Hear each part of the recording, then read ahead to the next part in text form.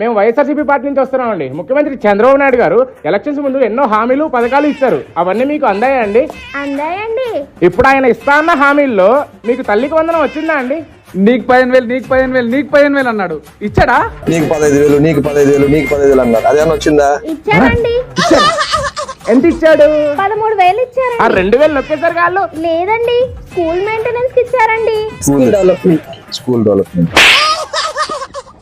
ఆ 3 గ్యాస్ సిలిండర్లు 3 సిలిండర్లు ఇస్తానన్నారు సంవత్సరానికి. ఇచ్చేసారండి. ఆల్రెడీ మేము 2 తెచ్చేసుకున్నాం. ఫ్రీ బస్సు, మీకు ఉచిత బస్సు ఇచ్చిన అది కూడా ఇచ్చేసారు కదండి. రైతు భరోసా అందిందా అండి? అది కూడా వేసేసారండి.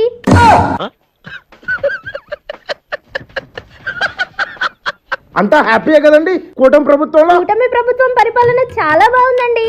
మేము చాలా హ్యాపీ. అంతే. Thank you. బై. వస్తాం. అన్నా, మనం కూటమి ప్రభుత్వాన్ని బ్యాడ్ చేస్తున్నామా ప్రచారం చేస్తున్నామా? అన్నా, నీకేమైనా సిగ్గున్నదా అన్నా? అన్నా, మనం ఇలా ప్రచారం చేస్తే 2029లో కుటుంబ ప్రభుత్వం ప్రచారం చేసుకోవాల్సిన అవసరమే లేదన్నా.